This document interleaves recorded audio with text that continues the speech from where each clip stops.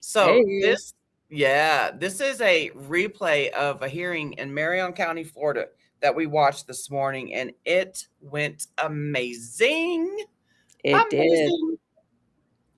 So we are going to show it for y'all. I kind of want to wait to see if Kibby is in your comments. Oh, yeah, we might want to give her a minute. I don't know if I know last year, wasn't it last year, the mayor of Ocala? Yeah. If you've been following the Ocala Muddy Lotus Kava bar, they've, been reaching out to the mayor and trying to, educate him and, everybody's for regulation and we're all against synthetic 7-OH.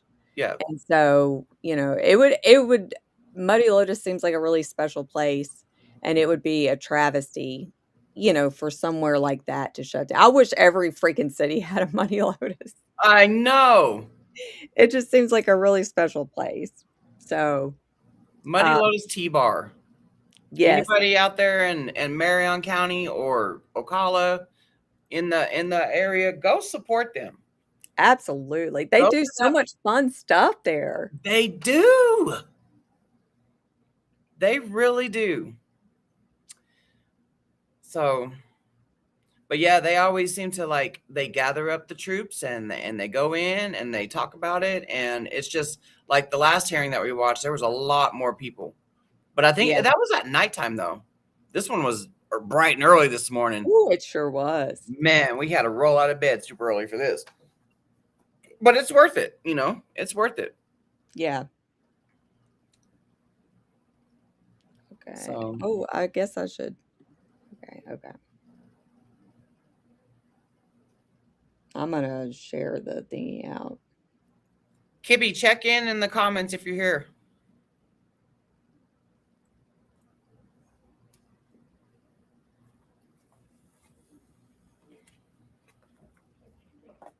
Oh, lovely. I just know she is exhausted. Oh, yeah, I can't even. I remember, like, after, the Nashville going to the Capitol, it's like I was exhausted, but, I'd have to drive back. I have to drive all the way back home, but it's like, that adrenaline stays with you and you replay it over and over in Mm-hmm. your head, and so it's like but you're still oh, you know what? Whenever I was driving back one time, I was backing out and Jordan had called me and I was talking to him and I bumped into this like ashtray thing. I don't know if I told you about that, but like we went by that same gas station on the way home and I just started laughing because I was like, dude, that's the ashtray I knocked over. There she is. Okay, here we go. Okay. I know you are, girl. Oh my God, you are spent. Okay. This is definitely worth watching. So, Hold okay. on. I'm sharing the link. This morning.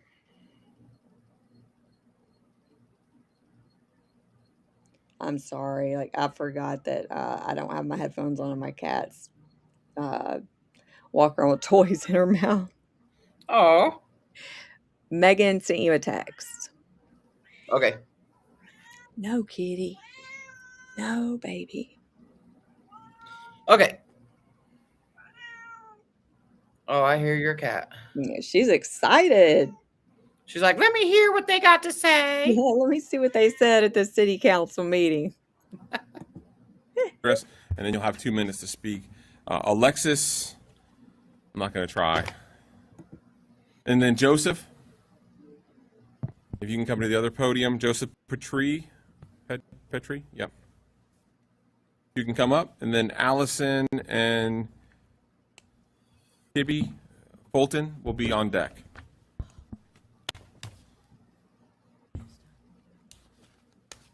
Yes, ma'am. I can start. Yep. Name and address. You'll I'm- see the lights come on. When you get to yellow, you got 30 seconds left. When you get to red, your time has expired. Okay. I'm Alexis Nikotopoulos. I am here as a member of this community. I'll leave the legalese to those more suited to that type of discussion and just speak from my heart of what I've seen and what I feel. I discovered the existence of kava bars during nursing school. I did every bit of my schoolwork at an ethnobotanical tea bar in St. Petersburg because it was a peaceful place full of people that were valuing their sobriety and their community. When I moved to Ocala 5 years ago, I found Muddy Lotus tea within days of arriving here. It quickly became the one place in this town that I felt that I could go and nourish my mind and my soul by sharing in conversations with other people of like mind. The one place I could go after my 12-hour nursing shifts and not be surrounded by people that are intoxicated, be surrounded by people that value the community and their sobriety there as well.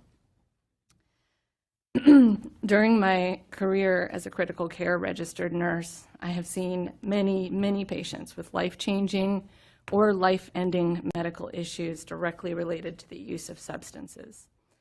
I have never once seen one of those issues related to the use of natural botanical leaf kratom.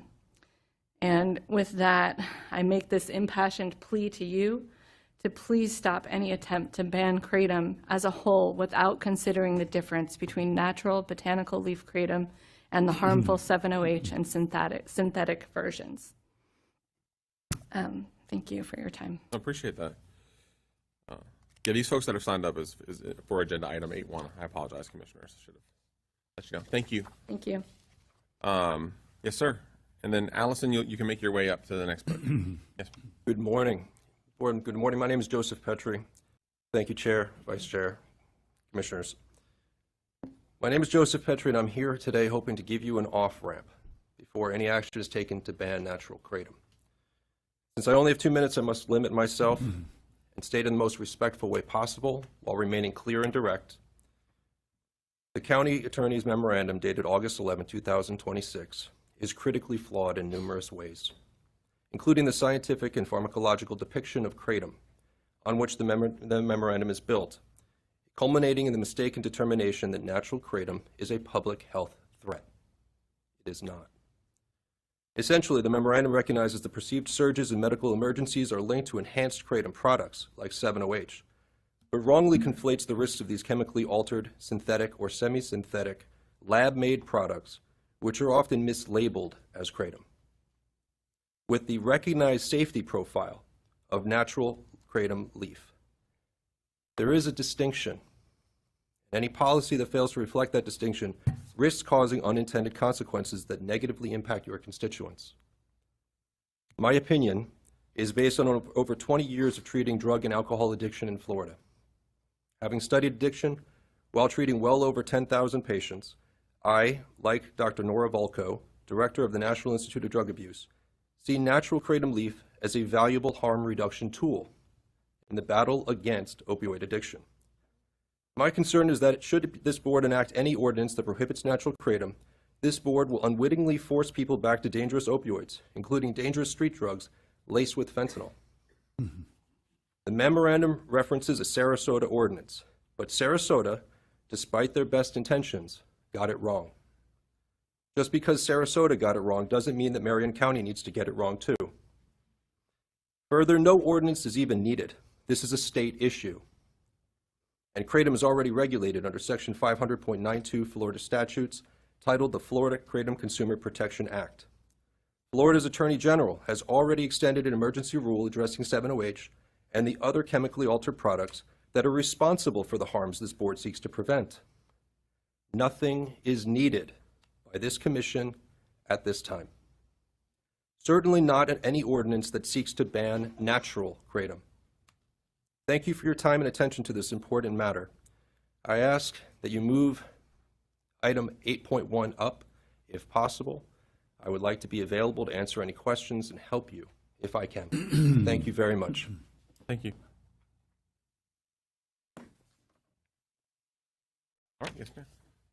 Hey, good morning. My name is Allison Smith. I let in very late last night, so I'm happy to be here with you all. Excuse me. So I'm the Director of Government Affairs for the Global Kratom Coalition. We are a nonprofit advocacy organization that is working to implement regulations on kratom while also banning concentrated synthetic high-potency drugs. Traditional kratom is the leaf of the Mitragyna speciosa tree, which has been used for centuries in Southeast Asia. As these leaves oxidize, a small portion of mitragynine, the primary alkaloid in kratom, breaks down to what is called 7-hydroxymitragynine, otherwise known as 7-OH. However, this is only trace amounts and not to a level that would cause the opioid-like effects that you see in concentrated products. The industry standard for the differentiation between these two products is 2%. Any product above 2% 7-OH is considered, any product less than 2% 7-OH is considered traditional or natural. And that's because if you pluck a kratom leaf off the tree and test it, you will never find it with a 7-OH concentration of higher than 2%.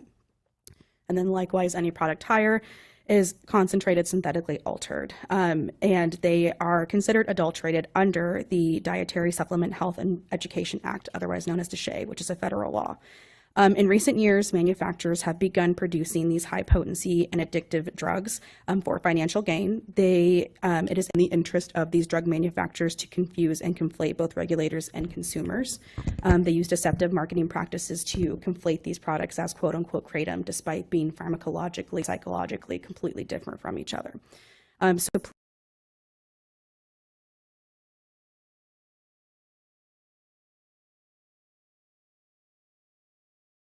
Okay, we don't like it when it's glitchy like that. So, Jen, can you put your... Yeah, I'm trying to bring it up. I'm having, oh man. That is... it messes with me when that's like that. Okay, here.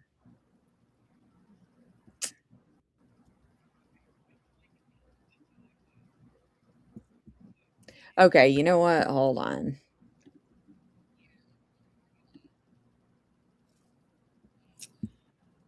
I'm just like, okay. Because it's also, okay, here we go. Okay. Okay.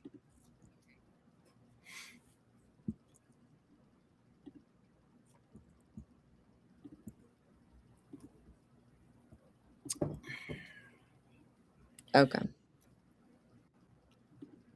Okay, that looks good. All right. Here we go. Using these high potency and addictive drugs Thank you. For financial gain. It is in the interest of these drug manufacturers to confuse and conflate both regulators and consumers. They use deceptive marketing practices to conflate these products as quote unquote kratom, despite being pharmacologically, psychologically completely different from each other. So please make no mistake, these products are different, and the concentrated 7-OH products are what is driving the public health crisis that you are seeing today. Recognizing this distinction, I'll try to be quick.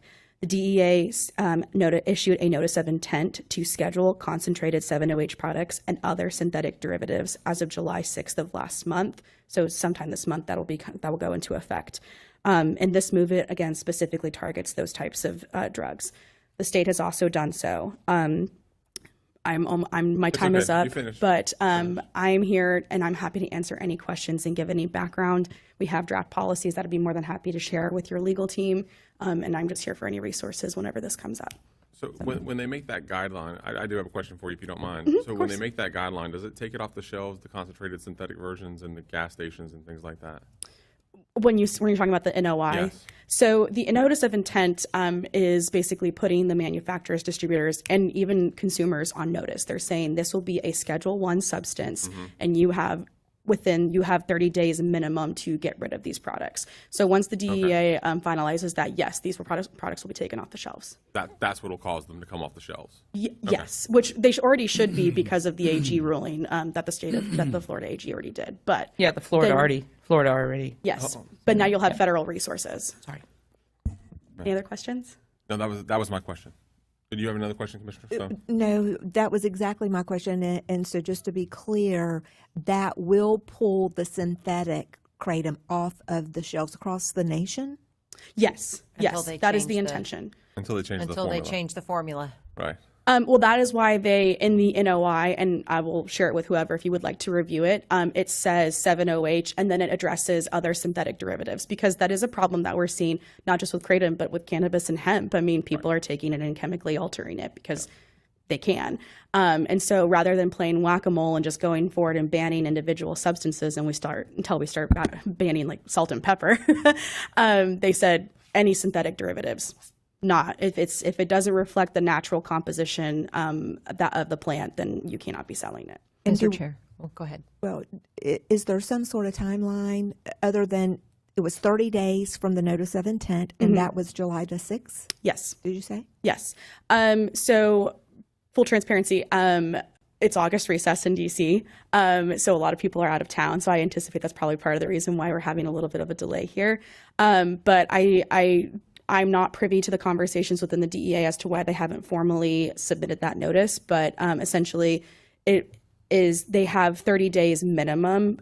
Our hope is within the next few weeks, they will finally issue that and get these products off the shelf. I anticipate it's because the industry is so large that they're trying to give them a little bit more time, because when it goes in, this won't be a Schedule 2, Schedule 3. This will be a Schedule 1 substance on par with fentanyl and heroin. So this is going to be a very big deal. If you're caught with possession of it, you're facing federal prison time and massive fines. So I anticipate that's part of the reason why they're giving a little bit of grace before they formally schedule it.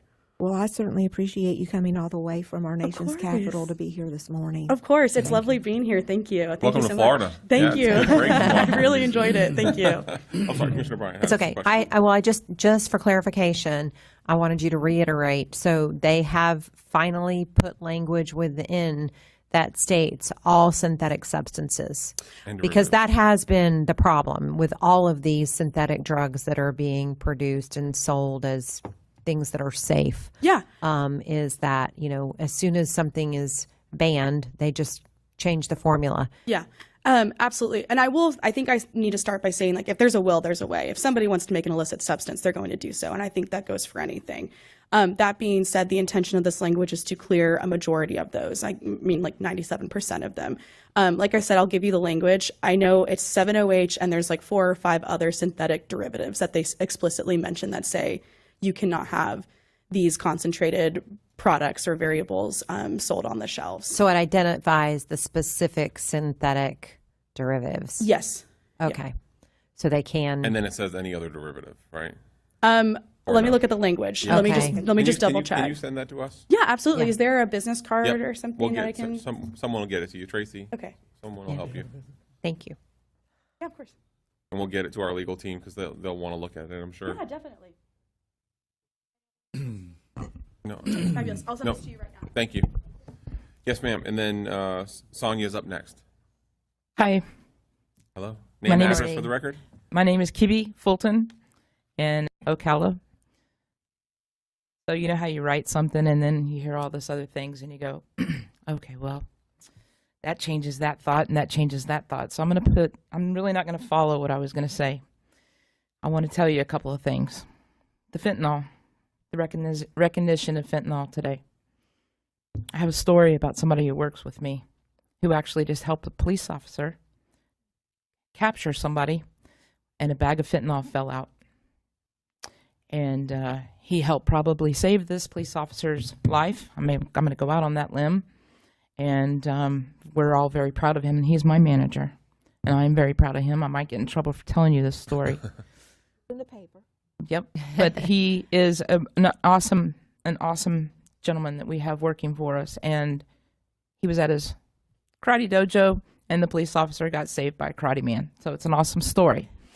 But I also want to let you know that before Chief Graham died, and I wish he'd have got recognized today about the fentanyl, because he's one of the ones that started the program here in Ocala. He's our friend. Because when we first opened, we went to him and we said, hey, this is what we do, this is who we are, and we just brew the leaf. And he says, if you're here to help people, I'm here to support you. Unfortunately, and anyone that knows him knows he was really funny.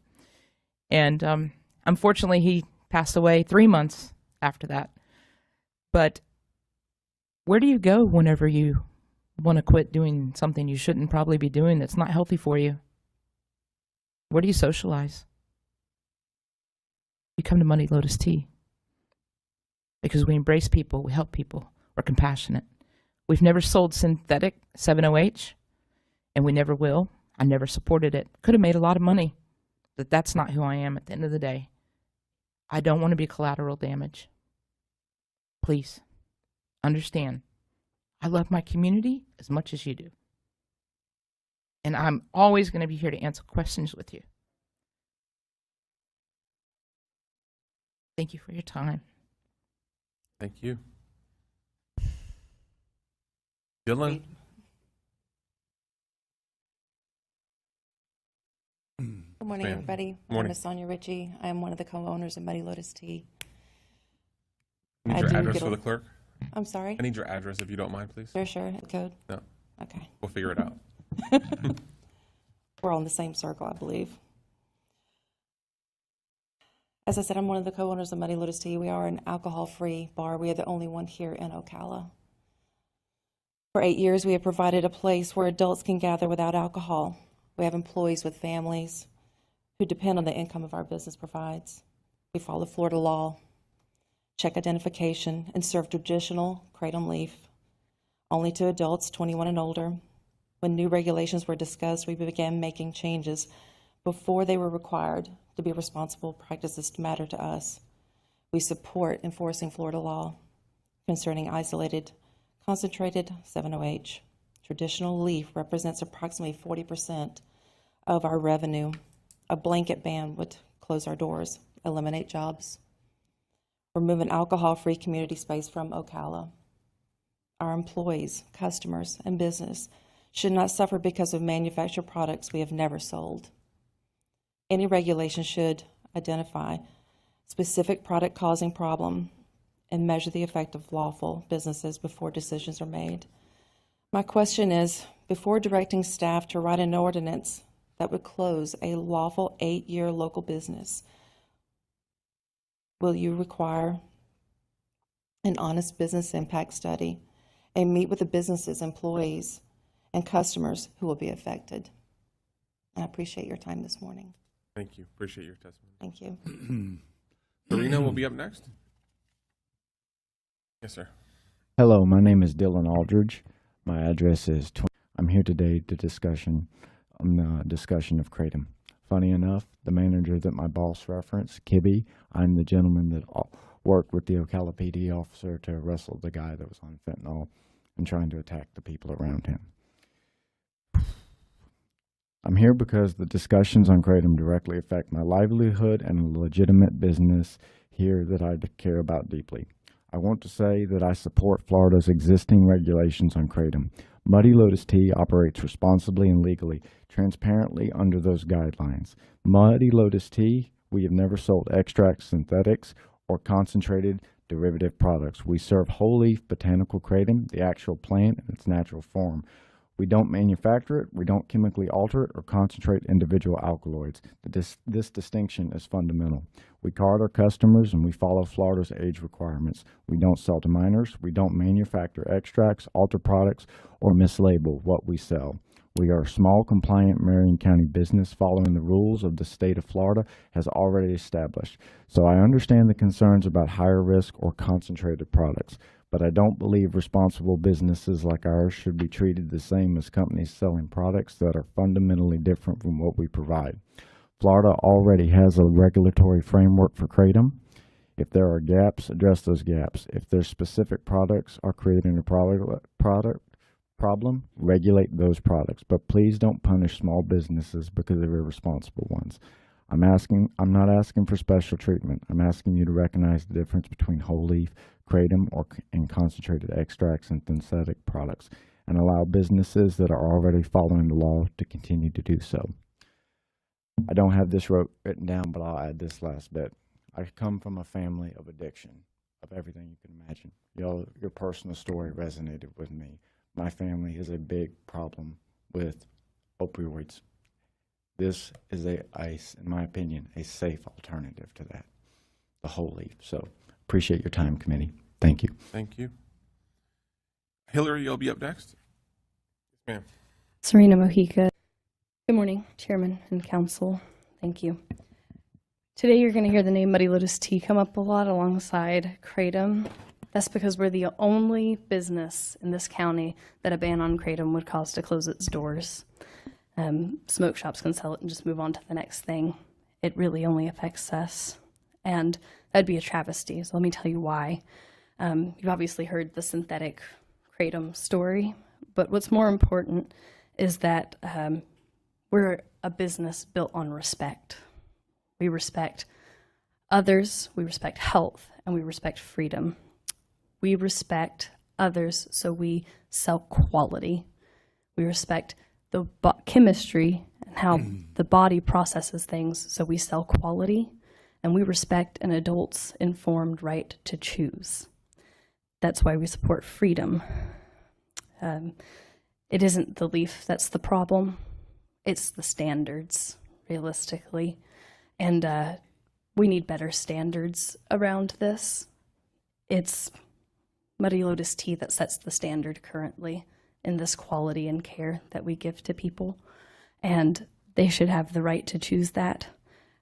We've kept, for the last 8 years, I'm an employee there, so I say we, our community safe, healthy, and informed because we keep them informed of these bad players out there that are an infestation of the alternative industry, and they are distributed by really vile entities that are looking to make a quick buck at the health and the expense of other people.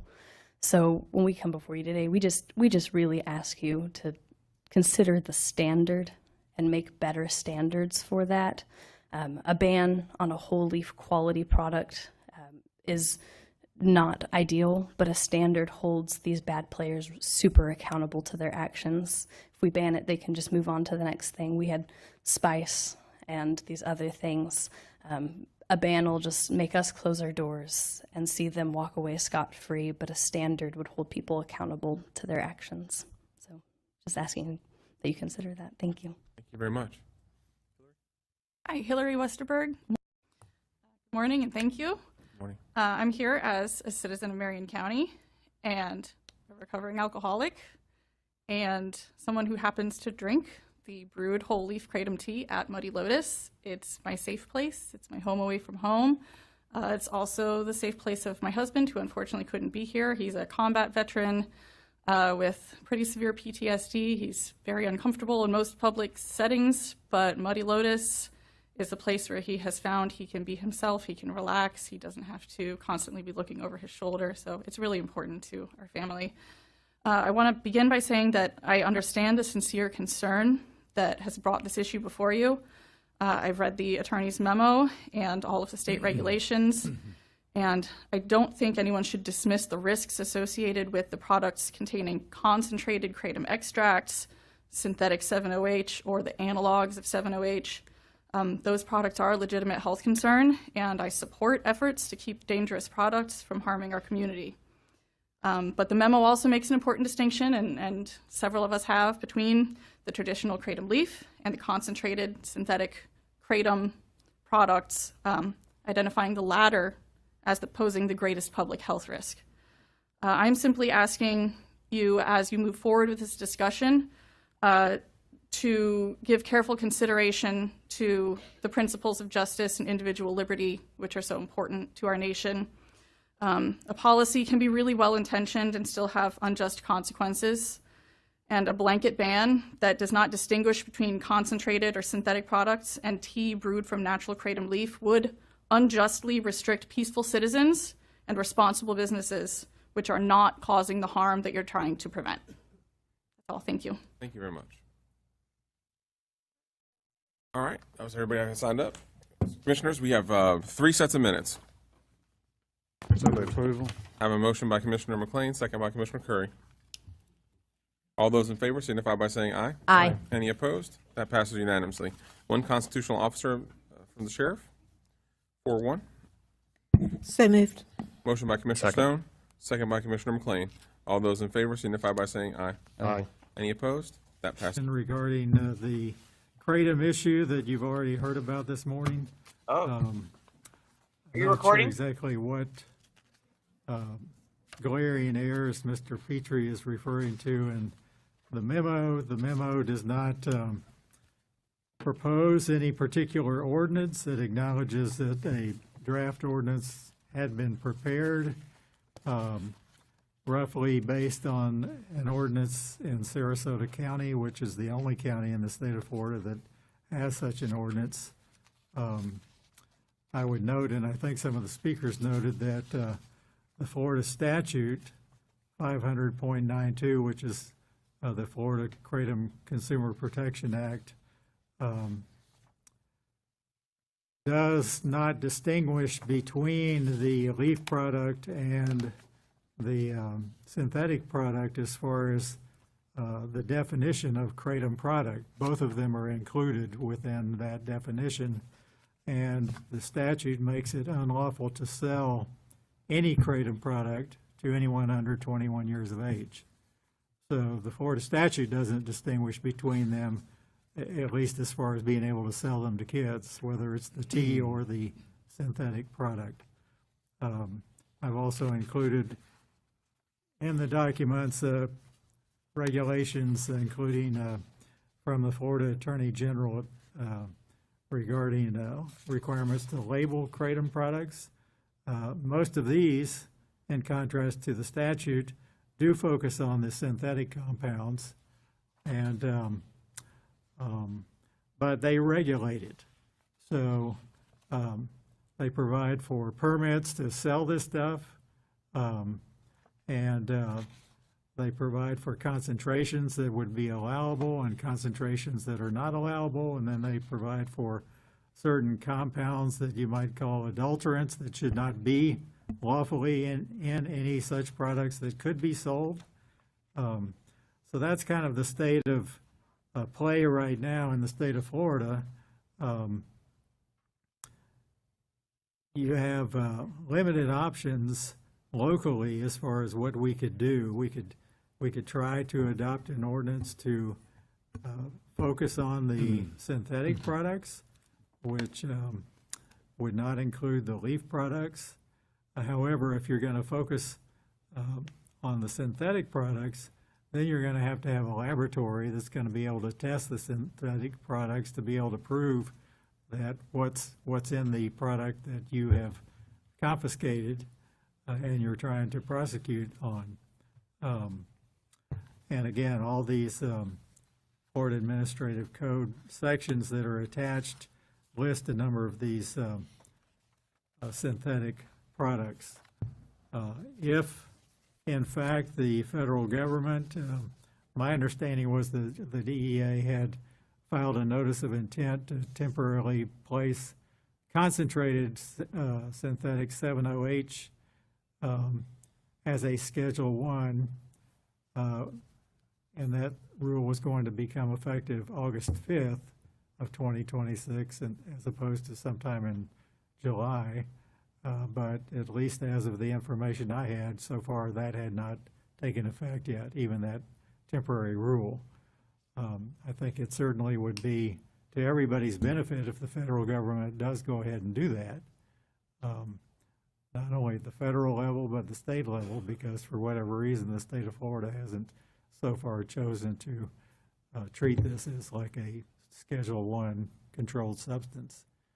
So because the issue had been brought up at the opioid task force for many valid reasons, a number of people there, it's my understanding, made reference to tragic situations they had in their own families. So people are crying out for some kind of regulation for this because it is a public health and safety issue. But it's very, very challenging to regulate at the local level. So I'm just bringing it to you for whatever discussion you want to offer to us. Commissioner Bryant. So, Mr. Chair, this got pushed along much more quickly than it was intended to be pushed along, and I think there was some misinterpretation of the direction at that meeting. And as we have all received many emails, we've had testimony here regarding the difference in synthetic and the natural leaf and what they both do. And I don't think there's anybody that doesn't agree that the synthetic product is the problem. And based on the testimony that we've heard today, I think it would probably be in this board's interest to just hit pause and follow up on the DEA ruling and what's coming down from the federal government, and then maybe have some communication with our Attorney General to see if they're going to change anything before we move forward with doing anything. As we heard today, we might not need to do anything.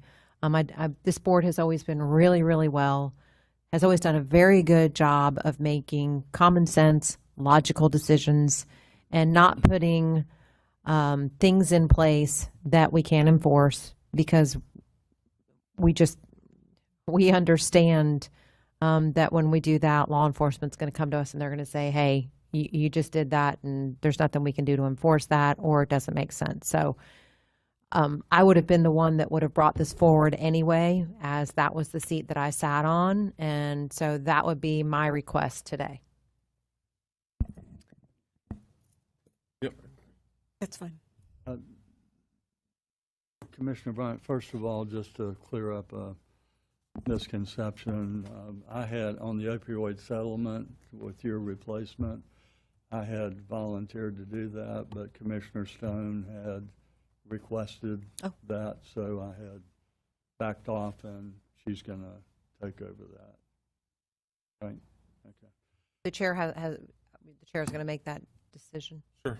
Whatever you guys want to do. Yeah, whatever. Okay. Just don't be taking my money and using it for things that we've already discussed. Yeah. The other thing, and my comments here, I don't mean to abdicate any responsibility of the commission, but in conversations with our mayor, Ben Marciano, I know he serves, I guess, on the opioid settlement committee, and the first I heard of this was from him, actually, in the news media. And it seems like he has and is spending an inordinate amount of time on this topic. He's visited with the Attorney General twice, among a host of other meetings, in charge of the police department, and I'm sure our sheriff is probably doing his due diligence as well. But I want to throw it out. Is the proper place to study this, put it under the microscope, and bring back recommendations? Would it be the mayor's position at this point, or the opioid settlement committee? Because I'm a little lost myself. I mean, I'm just trying to figure it out, and then all of a sudden we kind of jumped the gun and we're talking about the ordinance, and I think it went a little quicker than, like Commissioner Bryant said, than we intended. But does it make sense, rather than everybody studying the same thing in hyper time, to go ahead and throw ourselves in with the mayor's effort, and get a recommendation from his research?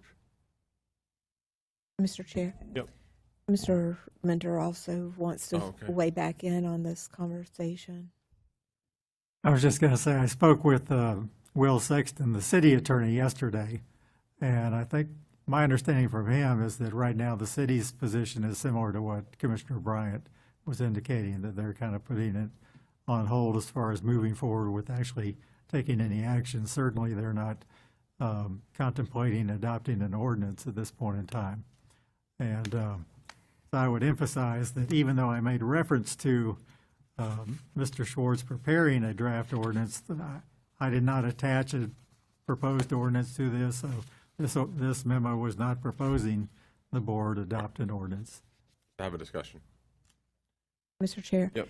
I, too, have had a lot of conversations with the mayor regarding this. He is, to Commissioner Curry's point, talking to the Attorney General on how maybe Marion County could even pilot an opportunity to test those synthetics, because that seems to be the biggest issue of enforcement, is how do you test between the natural kratom versus the synthetic kratom. So the testing abilities aren't even available as of yet. Now, that's not to say that the state and whomever may put something together to allow it to be differentiated for law enforcement's sake. So to that point, I would just say I appreciate Commissioner Bryant. She has served this community well. She has served this board well in sitting on the opioid task force. And I understand why it's a big deal. And I certainly support, let's find a way to do what we can to help keep people safe and alive here. But to just take a pause on it would be our best bet in my estimation as well. And coordinate somewhat with the mayor to find out where that next step may be. My understanding is he was going to be talking with the Attorney General and our sheriff as well as the Ocala Police Chief to bring everybody in, to determine how best to address this as a Marion County / city issue. Okay. So I'm happy to continue to discuss that along those lines, if that be the course of this board. Commissioner McLean. Yeah, thank you, Mr. Chair. I'm in agreement with Commissioner Bryant as well, and the rest of y'all to hit a pause on this. Personally, I'm not interested in banning any plant or leaf synthetic derivatives. Certainly, very concerning. And but yeah, how do you enforce that becomes the issue. And I think that this is more of a statewide, national issue that they're going to eventually figure some of this stuff out, and really they're going to have to go after the people who are manufacturing this stuff, and that's where you're going to stop this. So I don't know that an ordinance that we do is going to do a whole lot. Plus, the other thing I asked staff yesterday to look into was actually get some stats from the medical examiner's office to see how many deaths we have had, at least in our local circuit, due to this stuff. And one death is obviously too many. But at the same time, I don't believe that it's necessarily our job to go in on something like this if it's just a handful of issues. So anyway, I know that some of those numbers are going to come back to us. I'll share those with you when we get them, or staff will, just so that you can see them. But that's kind of where I'm at. Yes. So the synthetic stuff is definitely a problem, and it's not just how many deaths have we had, but it's near deaths, other things. And I'm not contradicting anything you're saying, Commissioner McLean. I'm just saying that is the issue, is the synthetic stuff, and hopefully what the federal government is sending down, hopefully the state will jump on board. And there's always unintended consequences for everything that happens. But I think getting to the point where you're pulling the synthetic stuff off of the shelves and it can't be sold anymore, that's a huge win. So I think that's probably where the focus should be, working with the state to make sure that they are going lockstep into what's being passed down. And Commissioners, one more point too. I've already been talking to staff about this for a while now, and my understanding is working through the process. But one thing that we can do is the currently in our code, smoke, vape shops, those types of things are still allowed to be built near schools. And if we can regulate some of those things where some of those places are, at least they're not falling into children's hands, which I think we should be looking at with the tobacco stuff anyway, as well as the convenience stores. If we can have some sort of something in our code to say that these things will not be near schools, near churches, near places where kids are going to be, I think that will help too. My understanding is that is working through the process and should be coming to us soon. So Commissioner Tracy Straub, Assistant County Administrator, you should actually see that item at your public hearing on August 26th. So it's been through LDRC. It does not touch exactly on that point, but we can continue to make edits.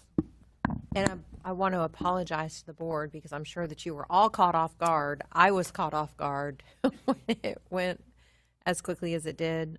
So anyway, that was never the intention. Well, it was a good conversation. Thank you. So we'll tap pause on it. See, hopefully the DEA will finalize their rulings and take the stuff that is hurting our community off the shelves and allow the good players to keep doing what they're doing. All right.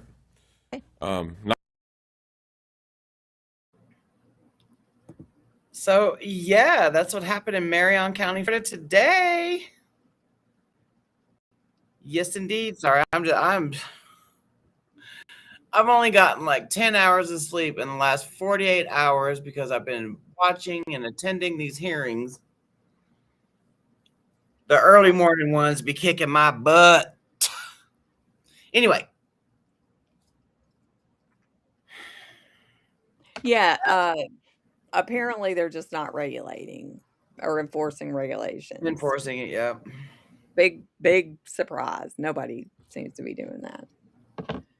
But hopefully, that'll be over soon enough. Hopefully. But yeah, that was really good. I mean, and I'm glad that the outcome was what it was. Yeah. I mean, it'd be insane. To me, it's insane to do anything right now until the federal government does something. Yeah. But whatever. Which is why it irks me about North Dakota and Massachusetts. North Dakota's looking good, though. If you guys haven't heard by now.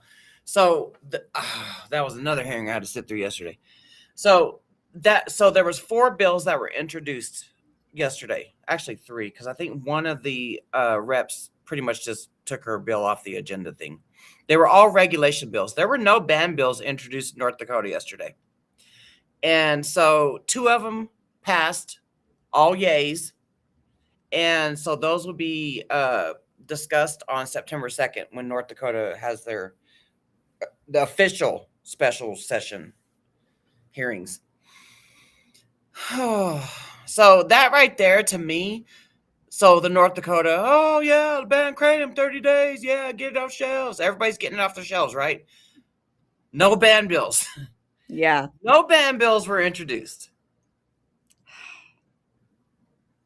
So yeah, North Dakota, Massachusetts, doing the knee-jerk reaction, which is what I imagined what happened in 2016 when the DEA announced that they were going to schedule kratom. So then the first initial, like 6 states, what have you, banned kratom because they did a knee-jerk and like, oh, yep, we got to be on par with what our federal government's doing. But now that our federal government is doing something about the synthetics, now they want to, like Massachusetts, ban it all. Yeah. Take it off the shelves. It's Schedule 1. It don't make sense. I mean, it just don't make sense. Yep. So, Kibby, I don't know if you're still here, but freaking amazing. As amazing, always. amazing. Like, you know how to bring it. Like the last hearing that y'all attended, you know how to bring it. Yeah. I would love to visit your kava bar. Your kratom We kava will one day. One day we're going to get to go visit. Yeah. I know I was telling you yesterday that when I went to Orlando in February for that kratom symposium, I even brought it up to Laura. I was like, maybe we should, but it was an hour and a half away.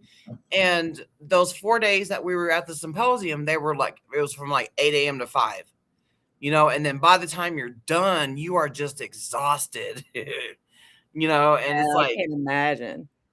But it would have been an hour and a half drive there, and then going hanging out there and then an hour and a half drive back. And then we were just, yeah. Might not have been physically exhausted, but we were mentally exhausted because hearing those presentations from presenters from all around the world, it's like going to school. Yeah. Yes. We were in this huge auditorium too. It's like you were going to school all day. And when you get out of school, you just want to. Yeah. Decompress. Yeah. But yeah, there will be a day. There will be a day. Okay. We're going to need to go take a break now, and then we got to testify somewhere else. Yeah, but everybody, hold on. If they get our city, they're going to use our city as a platform to go after all the cities. Yep. Which is 67 counties, 66 because they have Sarasota. Yeah, I mean, and that's the thing, with all these cities, it will spread. It will be a domino effect. If one goes, we've seen it happen time and time again. They're like, well, so-and-so just, what's so-and-so doing? Let's look at their regulations, over and over and over. So, yeah, I mean, if you're ever in a state and there's a city near you, it's important. Yeah, don't think it won't happen in your backyard, because it will. Yeah.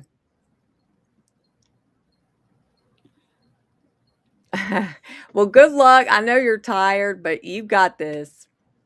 You got this, Got girl. this. You freaking got this. Um,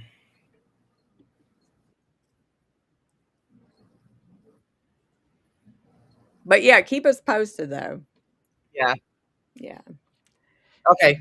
We All gotta go. right. We gotta go, everybody, but thank y'all so much. And go kick ass, Kibby. Yep. Kick.